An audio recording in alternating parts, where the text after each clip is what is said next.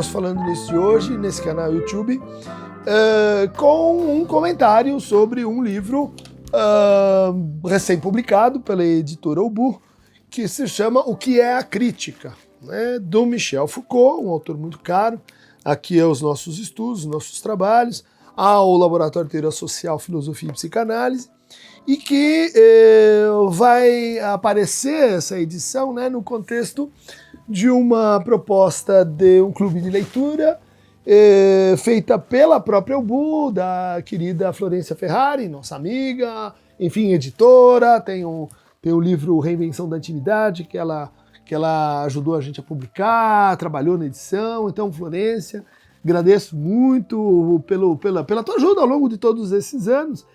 E vou então falar desse clube de leitura, onde você recebe aí todo mês uma caixa com livros, com frete grátis, custa R$ 69, ou você circula com a gente por pelo menos 12 meses e economiza R$ 120, né? Bom, você pode entrar em contato via e-mail, acho que o pessoal da produção vai colocar esse e-mail aí, né? São 12 livros por ano, mais os brindes, passaporte, circuito Ubu, material de apoio online, acesso completo a um curso, comunidades em WhatsApp, clube de benefícios, né? E tem um desconto especial para quem entrar pelo Falando Nisso, né?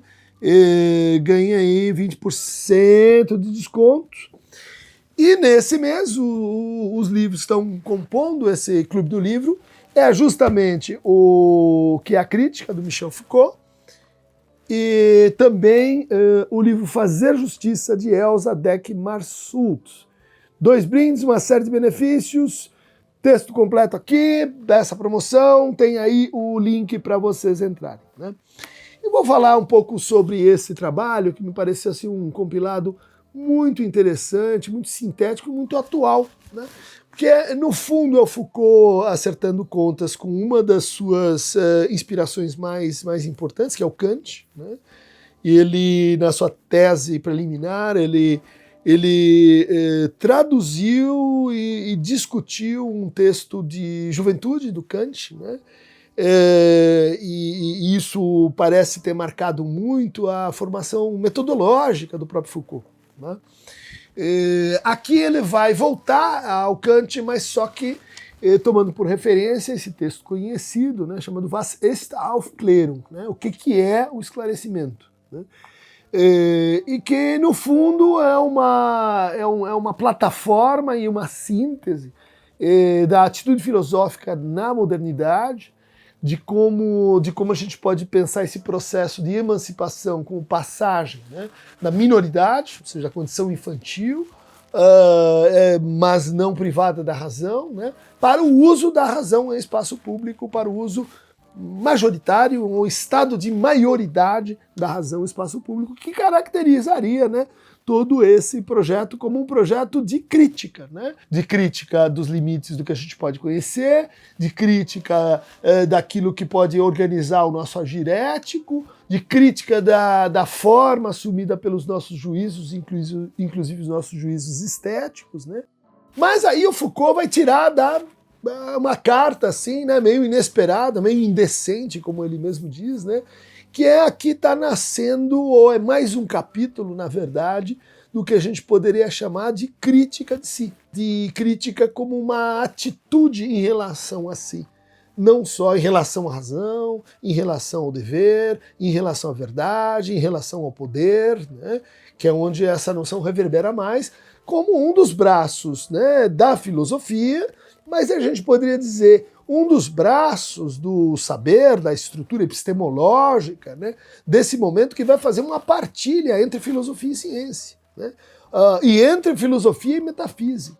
Entre filosofia, então, enquanto estuda as condições de possibilidade, né, do conhecimento, da ação, e a filosofia enquanto aquilo que delimita o que pode ser meramente pensado, Deus, alma e o mundo, mas não o conhecido, né?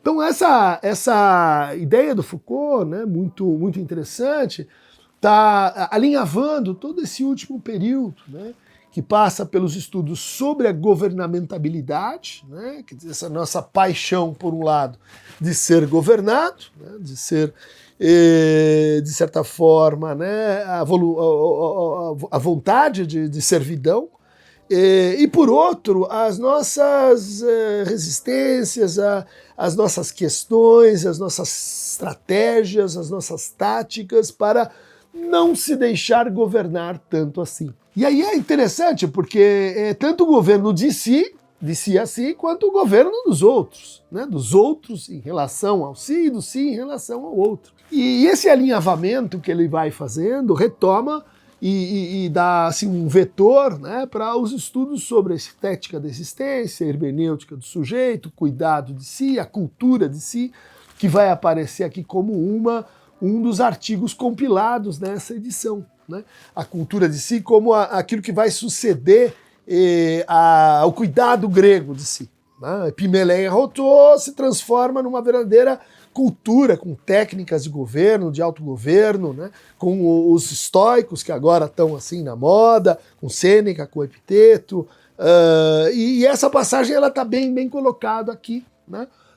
Não aparece ainda o tema da parésia, mas a gente já intui por onde ele vai vir. Os 2 ou 3 volumes posteriores ao volume primeiro da História da Sexualidade, eles vão ser muito melhor compreendidos. A partir desses, são 2 artigos com os debates que dão continuidade a esses artigos que foram aqui colocados. Como diz né, o próprio Foucault, e se nós fôssemos governados sem que soubéssemos? E se aquilo que nos serve para lutar contra o que nos governa nos submetesse a uma forma de governamentalização? Aquela que se exerce em torno e em nome da razão. Vocês percebam como aqui está se infiltrando a hipótese do inconsciente, né? Ou pelo menos de um certo modo de relação com o inconsciente, um certo modo de relação com o desejo que nos governa, que possui uma certa força da razão e da autoridade, mas em relação ao qual a gente poderia também pensar estratégias de emancipação, de libertação, vamos dizer assim, de paradoxalidade desse problema que é o governo e as suas distinções, né? O governo como exercício da autoridade ou como exercício do poder? O governo como opressão, como dominação, e o governo como algo que pode estar conectado de alguma forma com cuidado. Esse é o problema aqui, tanto, né, no que é crítica quanto na cultura de si. Onde a história é sempre muito interessante, porque vai combinando filosofia, análise de conceitos com história, né, com história das práticas, e quase sempre são práticas que são do nosso interesse aí, no campo da psicanálise. Então, quando ele fala, por exemplo, do movimento das místicas na Idade Média, como um movimento, né, de resistência à governamentabilidade, onde vão aparecer ali técnicas, né, que vão inspirar mais tarde, no século XVI, esta reforma protestante, e que tem toda uma nova leitura no sentido de que ela está formando uma atitude de crítica em relação à autoridade, né, dos padres,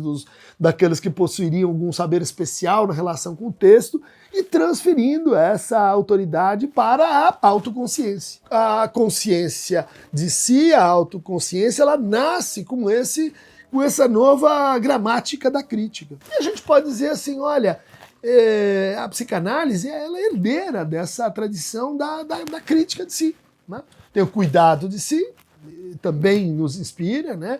A interpretação dos sonhos, o diálogo com o outro, a interpretação das imagens que causam medo, ver de longe, ver de perto, a análise das ideias, essas são práticas do cuidado de si.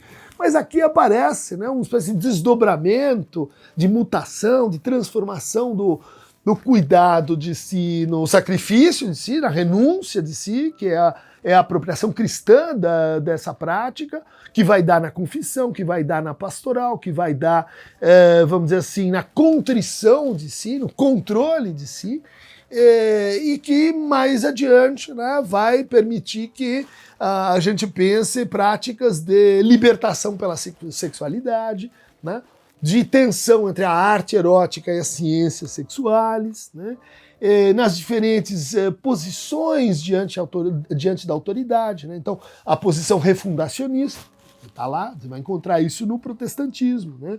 A posição que protesta, né, contra as leis em nome do prazer, né? Olha lá, princípio da realidade, princípio do prazer, né? E que vai fazer, portanto, a crítica de que o poder ele precisa ser pensado a partir de seus excessos, das suas ultrapassagens, da sua desmesura. A estratégia do autogoverno, né? Quer dizer, a crítica da governabilidade a partir do recuo para si, né?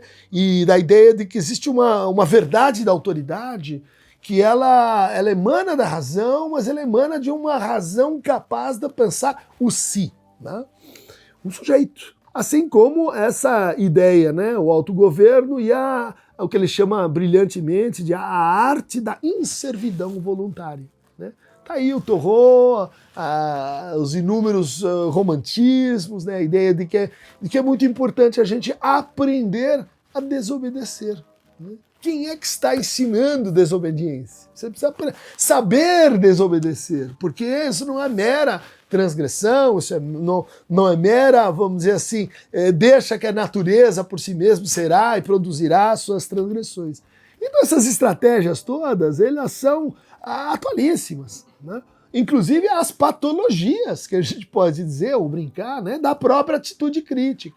Criticar o outro, né? Gozar na criticar o outro para não criticar a si mesmo, criticar para não transformar, criticar para, vamos dizer assim, governar indiretamente, não aquele, mas os outros. Olha como tudo isso aí está na internet, nos cancelamentos, nas nossas práticas, vamos dizer assim, de governo, sem que a gente saiba, né, onde está o governante, né?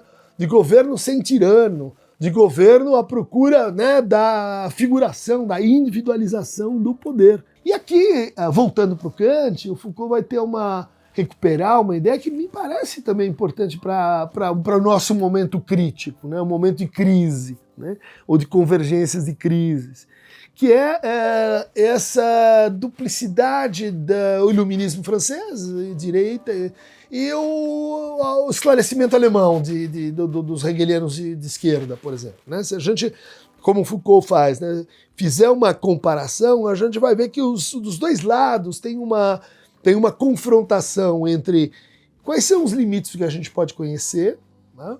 Ou seja, o que é a ciência, o que são seus métodos, como ela produz um certo tipo de saber que ao mesmo tempo contém regras de reconhecimento dos seus limites e da sua produção e da sua pertinência e da sua, vamos dizer assim, correspondência de si a si. Mas ele diz, isto caminha junto com um outro capítulo esquecido dessa vasta tradição do cuidado de si, que é o que ele chama de a coragem da verdade. E de fato, né, onde é que está a coragem da verdade, né, quando esse sujeito da ciência, como ele brinca, né, ao falar do sujeito Descartes, né, é todo mundo, é qualquer um, a todo tempo, a qualquer hora, né? Ou seja, este sujeito é o par complementar do tal tirano invisível, né? Será que são o mesmo? Será que é um sujeito que é assim coletivo, que se encarna nos indivíduos, exercendo sobre os indivíduos uma espécie de excesso de governo, né? É uma maneira de colocar, né, o que seriam os excessos da ciência, né? O transbordamento da ciência para a ética, o transbordamento da ciência para a metafísica, o transbordamento da ciência para aquilo que já não é mais ciência, né? É atualíssima a conversa aqui, né? É o momento em que o Foucault está dizendo, olha, aqui no meu método são 3, não são 2. Todo mundo está acostumado a pensar no Foucault como tem o primeiro Foucault da arqueologia do saber, né, das palavras e as coisas, do História da Loucura, Nascimento da Clínica, Vigiar e Punir. E tem o segundo Foucault, onde ele vai se interessando mais e mais pelo poder, e pela genealogia, pelas genealogias do poder, né? De como o poder vem do poder, né? E como ele se transforma nessa passagem. Mas aqui ele vai dizer, tem arqueologia, tem genealogia e tem estratégias, né? Análise de estratégias, que eu acho uma abordagem muito interessante, porque no fundo o que ele está falando é do discurso, né? Vamos lembrar dessa, uma definição que, se não me engano, está em A Ordem do Discurso, o speech dele inaugural no Collège de France, né? Quando ele diz, olha, o que é um discurso? O discurso é uma estratégia sem estrategista, né? O que é o discurso jurídico? É uma estratégia onde você não vê quem é que está por cima, dando as cartas, né? Porque é um monte de gente em vários momentos, mas que a gente se relaciona com isso como se tivesse, né, um sujeito suposto, né, em maldade ou em bondade. Isso vai acontecer no discurso da ciência, no discurso das religiões, nos discursos. Os discursos se caracterizam por isso.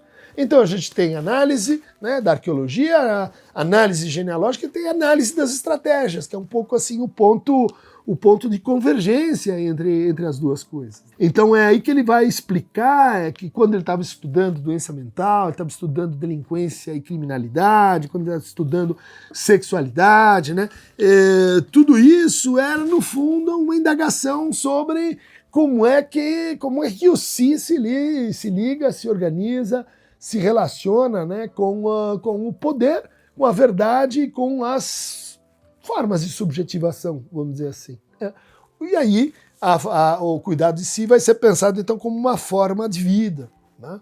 Uma maneira de lidar com o poder, com a verdade e com os processos de subjetivação que ele não tinha examinado assim tão arqueologicamente, e essa arqueologia vai ser a mais longa que o Foucault vai fazer em toda a sua obra, porque ela vai começar lá com os gregos, com a cena primária do cuidado de si, que é a relação de Sócrates com Alcebiades, cuida da tua própria alma, sacrifica a tua própria alma, e vai chegar então à Idade Média e todos os seus exercícios espirituais, e vai chegar à o século XVI com Montaigne, o século XVII com Descartes, depois Kant no XVIII, Hegel, psicanálise, ou seja, é uma vastíssima sequência de técnicas e práticas, né, que a gente precisa entender. Eu deixo vocês então, convido vocês para a leitura desses trabalhos, não são longos, não são difíceis, de difícil compreensão, não exigem grande erudição, né, mas que no fundo aqui essa imagem deixada pelo Gregório de Nyssa,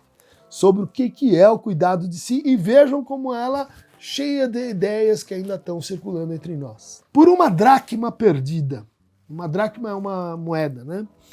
Deve-se acender uma lâmpada.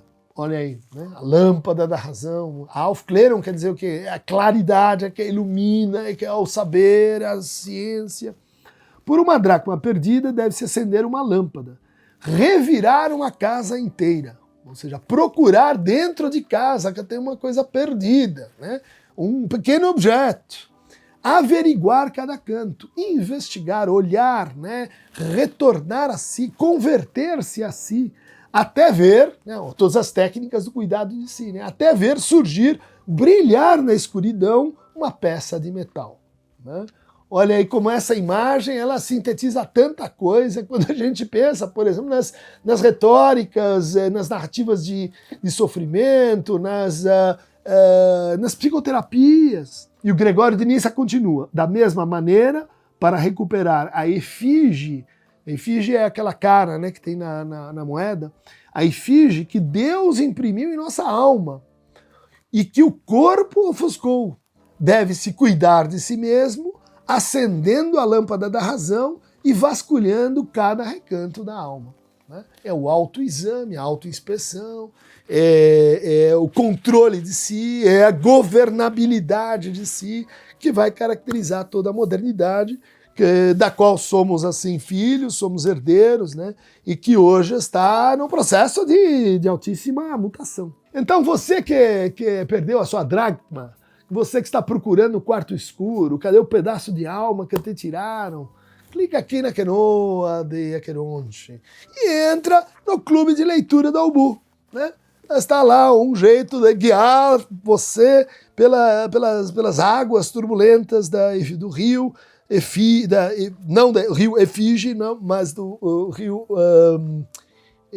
Estige. E tá feito o convite aí, Foucault, que é a crítica, cuidado ou cultura de si. Embarca nessa porque ótimo texto, ótima literatura e nada melhor do que fazer essa viagem aí acompanhado. Clube de Leitura da UBU. Abraço!